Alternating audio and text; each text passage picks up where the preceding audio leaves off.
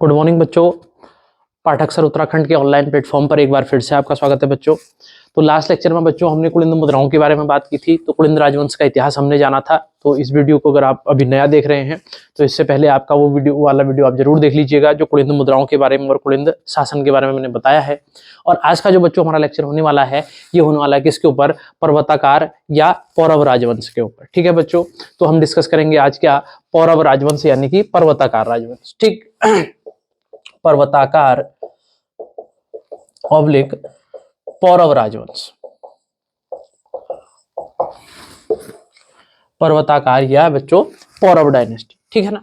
अब देखो बच्चों, इस पर्वताकार राजवंश के इतिहास की जानकारी के स्रोत क्या है, सबसे पहले तो हमें यही देखना पड़ेगा। और उससे पहले भी मैं आपको एक चीज ये बताऊं, इस राजवंश का अगर हम काल देखें तो क्या रहा है, एज कौन सा था बच्चों। ये लगभग ये राजवंश जो है ये हर्षवर्धन का समकालीन है, हर्षवर्धन का समकालीन है। यानी कि जिस समय हर्षवर्धन नॉर्थ इंडिया में रूल कर रहा है बच्चों, उसी समय ये राजवंश भी उत्तराखंड के भूभाग में एग्जिस्ट करता है। लेकिन हर्षवर्धन के काल तक, जब तक देखो हर्षवर्धन राजा बना बच्चों 606 एडी में, 606 एडी, और यहां से ये 647 एडी तक रहा। 647 एडी में हर्षवर्धन की डेथ हुई बच्चों। और जब हर्षवर्धन की डेथ हुई तो उसके बाद पर्वताकार शासकों ने खुद को इंडिपेंडेंट डिक्लेयर कर दिया। तो इनकी अगर हम सोवरेनिटी का एज देखें बच्चों तो 650 एडी से लेकर के 725 एडी तक इन्होंने लगभग राज्य किया होगा, ये हम इतिहास में अनुमान लगाते हैं, या इनके द्वारा जो हमको इनके समय के स्रोत प्राप्त हुए हैं उसके आधार पर एक असेसमेंट एयर हम देते हैं। ठीक है ना बच्चों। तो अगर हमसे पूछा जाए कि कौन सा राजवंश हर्षवर्धन का समकालीन था बच्चों, तो वो पर्वताकार राजवंश है जो कि हर्षवर्धन का समकालीन है। ठीक है ना। तो पहली बात ये हुई। अब इसके इतिहास की जानकारी के स्रोत क्या है बच्चों, इसको हमें देखना पड़ेगा। तो इसके इतिहास की जानकारी के दो स्रोत हैं बच्चों, सबसे बड़े स्रोत इसके दो हैं। कौन कौन से सोर्सेज ऑफ पौरव हिस्ट्री? पहला है बच्चों वेनसांग का यात्रा विवरण, वेनसांग का यात्रा विवरण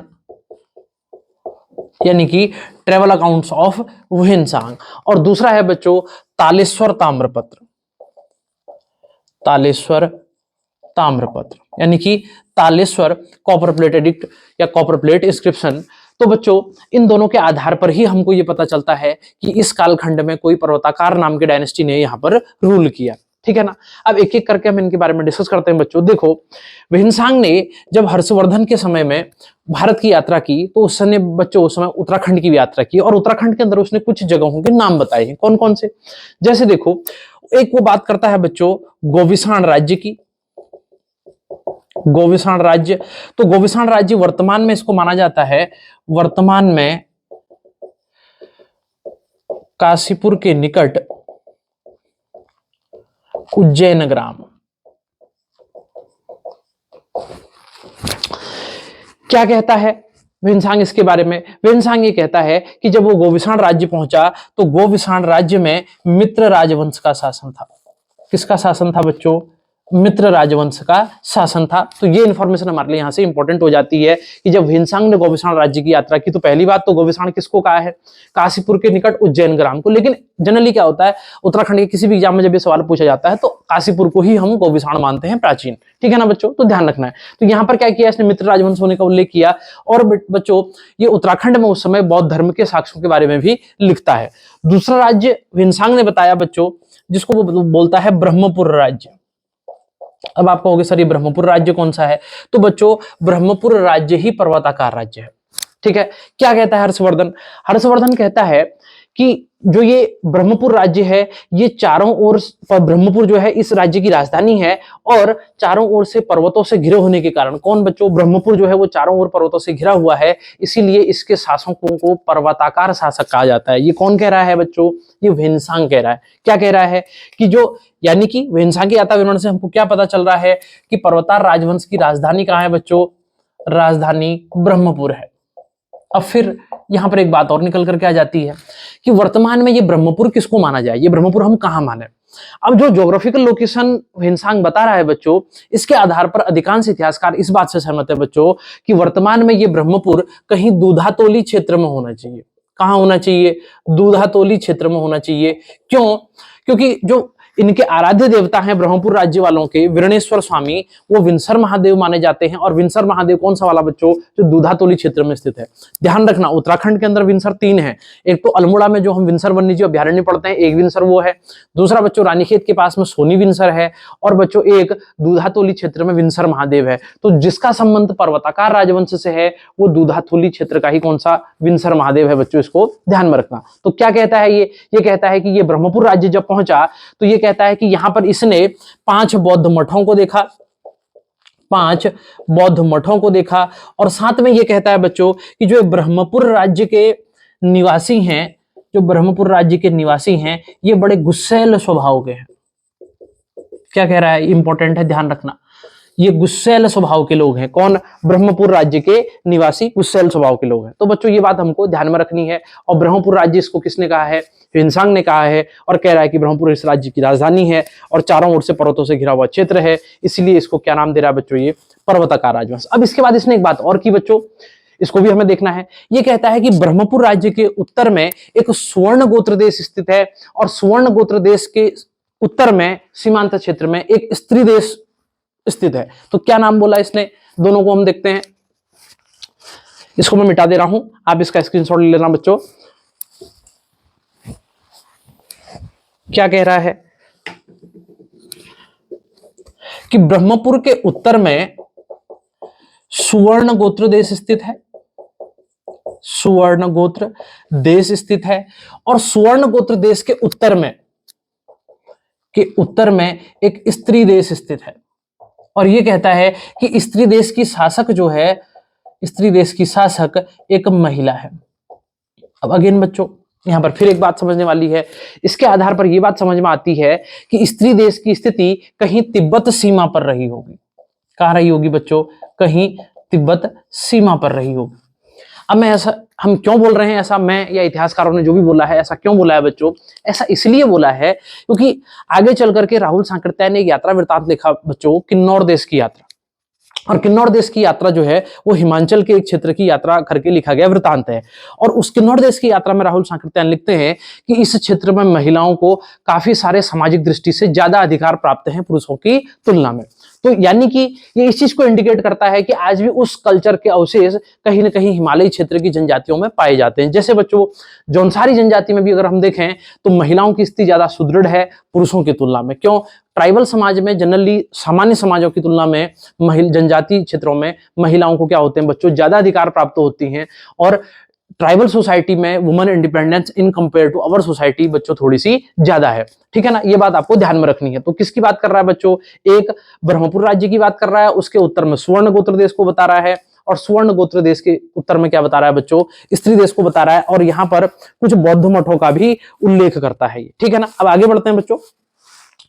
तो ह्वेनसांग का यात्रा विवरण किसके बारे में, गौविसाण, ब्रह्मपुर राज्य, सुवर्ण गोत्र देश, स्त्री देश, 4 चीजों के बारे में। ठीक है ना, तो जरूर इसको ध्यान रख लेना। और ब्रह्मपुर राज्य के निवासियों को क्या कहता है बेटा, गुस्सैल स्वभाव के हैं। और 5 बौद्ध मठों के होने की बात भी यहां पर किसने कही है, बौद्ध मठों के होने की बात भी किसने कही है बच्चों, ह्वेनसांग ने कही है बच्चों। तो ये हो गई इंपॉर्टेंट फाइंडिंग जो ह्वेनसांग के बारे में। अब आगे बढ़ते हैं बच्चों, तालेश्वर ताम्रपत्र पर आते हैं। इसमें क्या है देखो 1915 में बच्चों अल्मोड़ा का जो देघाट क्षेत्र है वहां पर एक तालेश्वर मंदिर में ताम्रपत्र खोजा गया। ठीक है ना, कब खोजा गया, 1915 में खोजा गया।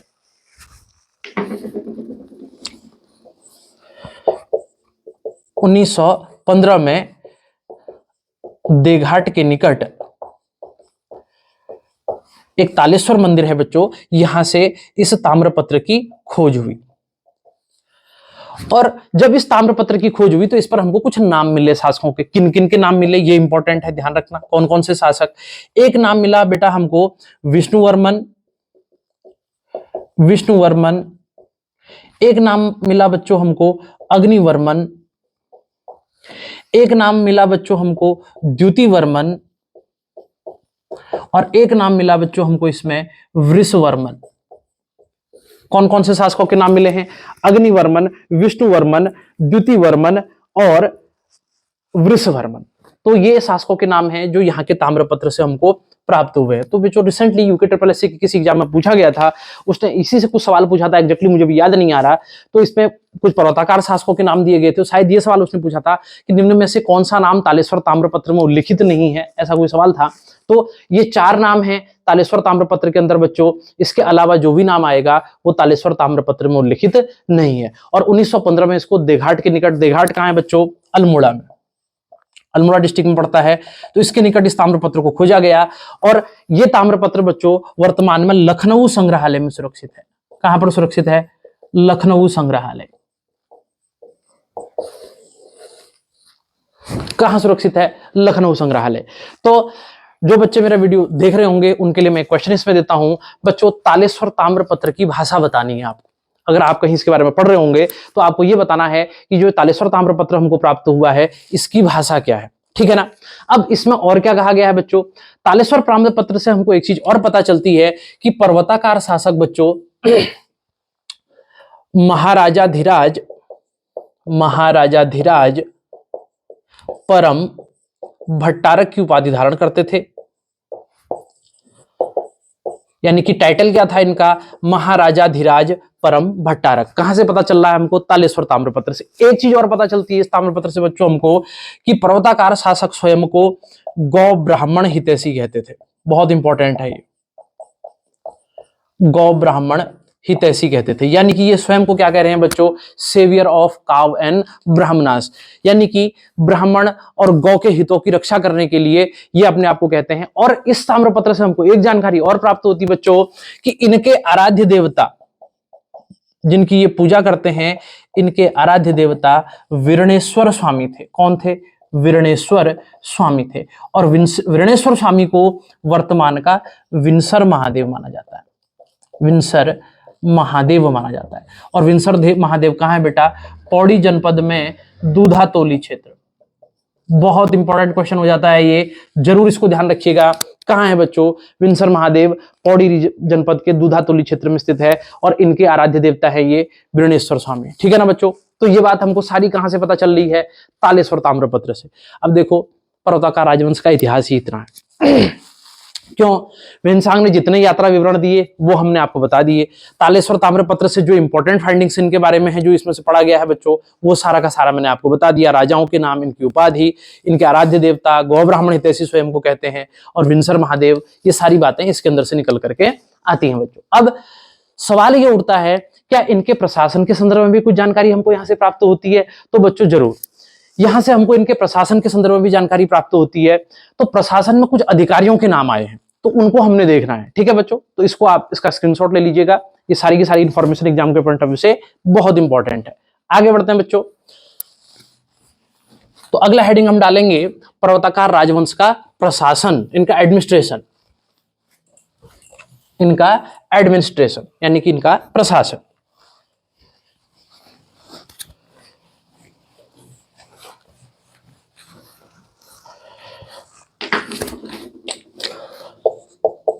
पौरवों का प्रशासन।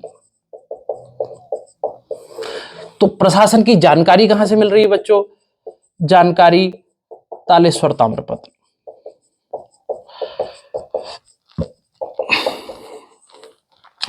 अब तालेश्वर ताम्रपत्र को पढ़ने के बाद एक चीज हमको क्लियर होती है कि इनके जो प्रशासनिक अधिकारी थे या इनका जो प्रशासन था, इनका प्रशासन गुप्तों और हर्षवर्धन से प्रभावित था, हर्षवर्धन से प्रभावित था।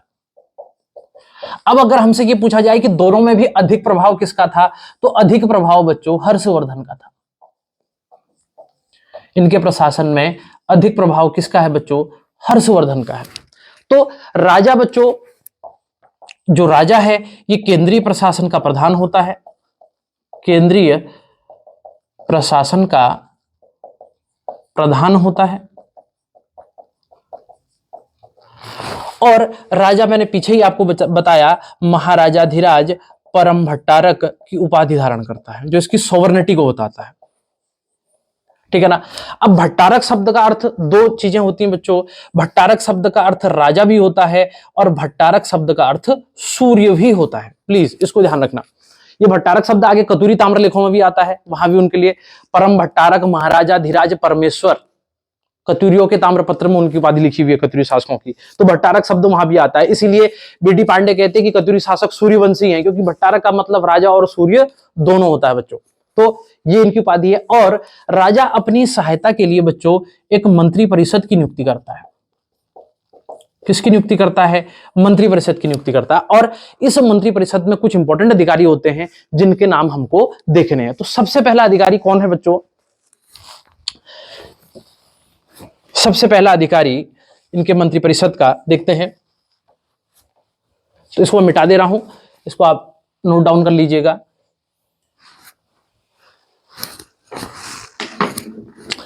पहला अधिकारी है बच्चों राजा के बाद इनका उपरिक। उपरिक गुप्त काल के प्रांतपति के समान था। प्रांतपति मतलब प्रोविंशियल एडमिनिस्ट्रेशन का हेड है उपरिक, प्रांतों के शासन का प्रमुख, प्रांतों के शासन का प्रमुख। ठीक है बच्चों, तो ये एक इंपॉर्टेंट ऑफिशियल है।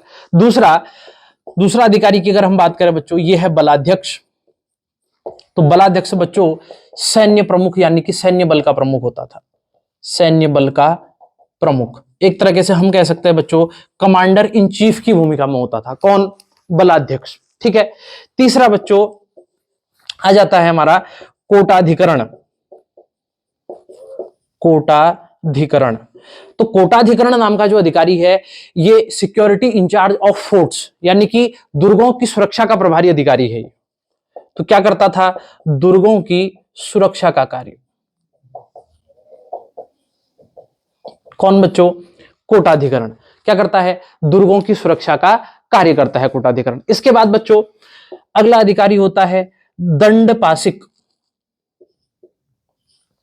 दंडपाशिक, अब दंडपाशिक, दंड शब्द जहां पर भी आएगा तो इसको पुलिस पावर होगी, ठीक है ना। तो दंडपाशिक क्या था बच्चों? पुलिस अधिकारी था। लॉ एंड ऑर्डर को मेंटेन करना इसका काम है मेनली, यानी कि राज्य में शांति व्यवस्था बनाना और लोकाचार की रक्षा करना। तो ये फर्स्ट 4 ये हैं, इनके बारे में आप इसको स्क्रीनशॉट ले लीजिएगा। अगला फिर मैं आगे आपको लिखा रहा हूं, ठीक है ना बच्चों। तो इसके बाद नेक्स्ट एक शासक आता है बच्चों, सॉरी एक अधिकारी आता है जिसका नाम है सुरकापति। क्या नाम है? सुरकापति। इसको मैं मिटा दे रहा हूं।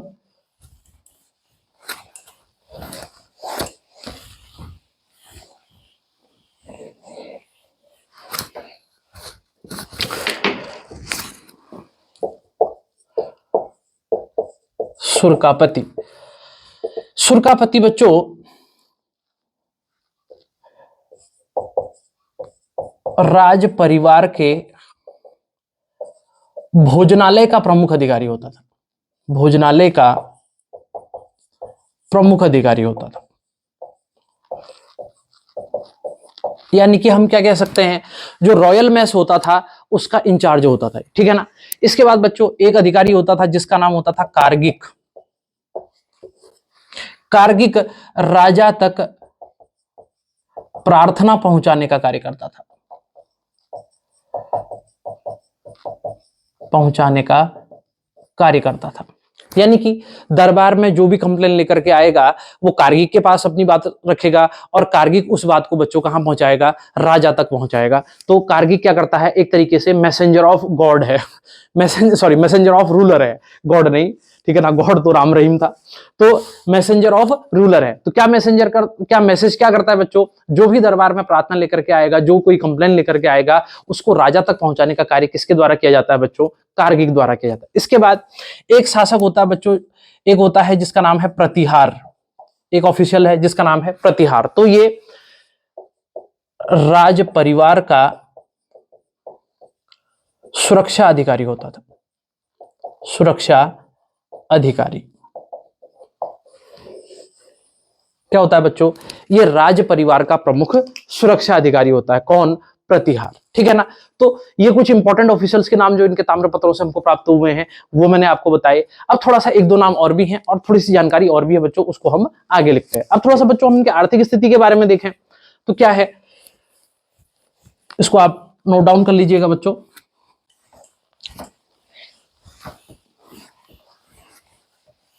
इनकी आर्थिक स्थिति। तो आर्थिक स्थिति में सबसे पहली चीज आती है जो हमको पता है इनके बारे में, इनके राज्य की आय के प्रमुख साधन क्या थे। राज्य की आय के प्रमुख साधन, important sources of income for state. पहला बच्चों भू राजस्व, भू राजस्व, लैंड रेवेन्यू, ठीक है ना। अब लैंड रेवेन्यू बच्चों ये उपज का 1/6 लिया जाता था। अब एक बात ध्यान रखना, ये एंसेंट हिस्ट्री में एक सवाल पूछा जाता है, वो पूछेगा अब जो भू राजस्व लिया जा रहा है बेसिकली इसका फिक्सेशन कैसे होगा। अब कईयों को लगेगा राजा करता था। बच्चों राजा भी एक विधान के अंतर्गत था। भारतीय जो हमारी राजतंत्र की प्रणाली रही है प्राचीन काल के इतिहास में, उसमें निरंकुश शासक की परिकल्पना नहीं है। निरंकुश मीन्स राजा के ही सारे कानून नहीं होते हैं, राजा भी धर्म शास्त्रों की सहायता से न्याय करता है। यानी कि king was also bound by the dharmashastras. जो भी कोड ऑफ कंडक्ट की बुक्स हैं उसके द्वारा राजा भी बाध्य होता है। तो भारतीय धर्मशास्त्रों के अनुसार जो आदर्श दर बताई गई है भू राजस्व की, धर्मशास्त्रों के अनुसार आदर्श दर ये बच्चों 1/6 बताई गई है, ठीक है ना। धर्मशास्त्र क्या कहते हैं, उपज का 1/6 से अधिक कर नहीं लिया जाना चाहिए, ठीक है ना। धर्म सम्मत क्या है, 1/6 ही लिया जाना चाहिए, ठीक है। तो राज्य की आय का एक साधन क्या है बच्चों, भू राजस्व। अब भू राजस्व के अंतर्गत दो प्रकार के कर लिए जाते हैं। एक लिया जाता है बच्चों भोग और एक लिया जाता है शुल्क। तो भोग का जो कर लेता है यह अधिकारी कहलाता है भौगिक, और जो शुल्क नामक कर लेता है बच्चों यह अधिकारी कहलाता है शौल्किक। तो एक अधिकारी है भौगिक और एक अधिकारी है शौल्किक। तो भौगिक जो कर ले रहा है भोग, और शौल्किक जो शुल्क नामक कर ले रहा है, इसको हम बोलते हैं बच्चों शौल्किक, ठीक है। तो पहली आय का प्रमुख साधन क्या है, लैंड रेवेन्यू। दूसरी आय का दूसरा साधन, तो इसको आप नोट डाउन कर लीजिएगा, भोग का भौगिक और शुल्क का शौल्किक।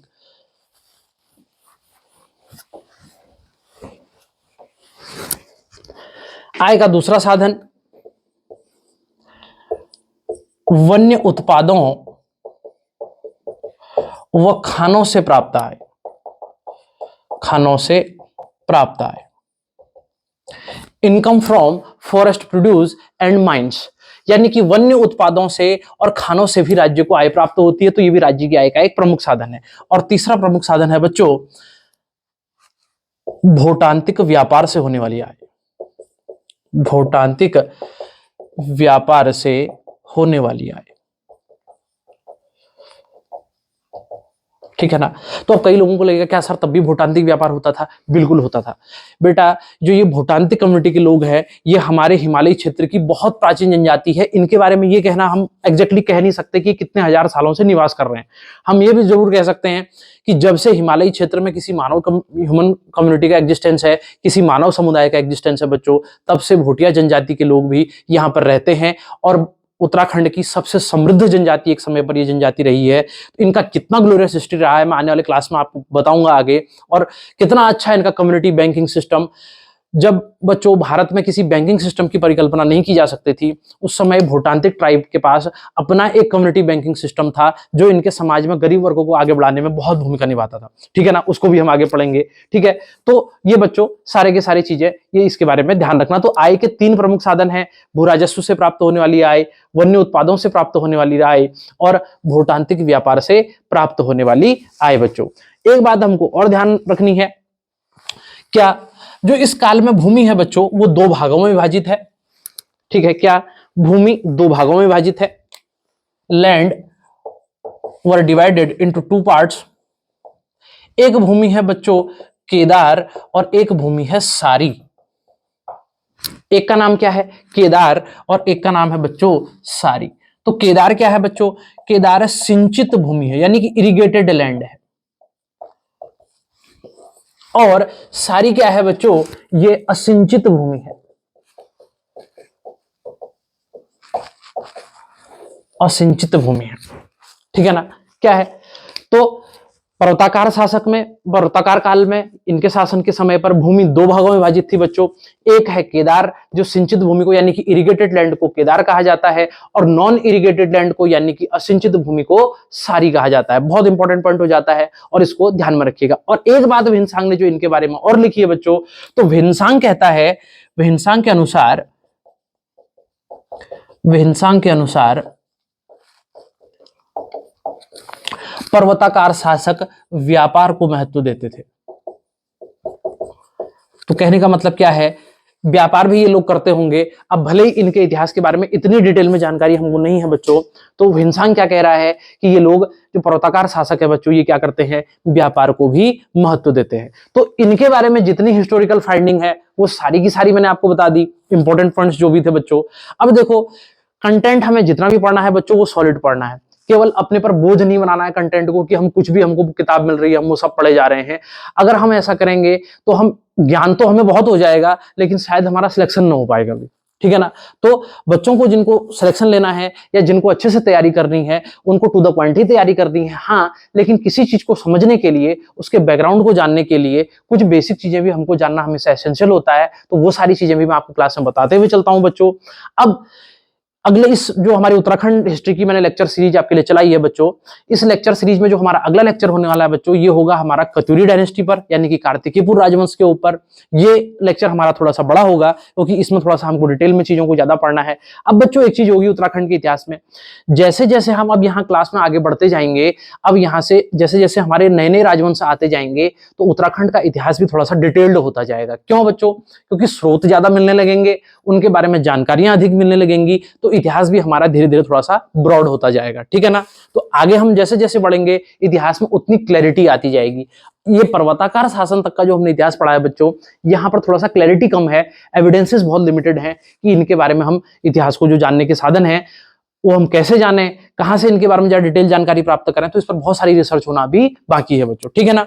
तो अब हम मिलेंगे अगले लेक्चर में बच्चों कार्तिकीपुर राजवंश के इतिहास के साथ में। तब तक के लिए बने रहिए, लाइक कीजिए चैनल को, शेयर कीजिए बच्चों, सब्सक्राइब कीजिए। आपके लिए मैं बहुत जबरदस्त एक से कंटेंट लेकर के आने वाला हूं, आप मेरे विश्वास मानिए। उत्तराखंड की संस्कृति, इतिहास मैं इतना जबरदस्त आपको पढ़ाऊंगा, आपको मजा आ जाएगा, ठीक है ना। समझना होता है, देखो इतिहासकार वर्तमान में रह के भी भूतकाल में जीता है, सोचने का तरीका उसका वैसा ही चलेगा, घटनाओं को पढ़ रहा होगा वर्तमान की परिस्थिति में, ठीक है ना बच्चों। तो लाइक शेयर एंड सब्सक्राइब कीजिए चैनल को। धन्यवाद, नमस्कार।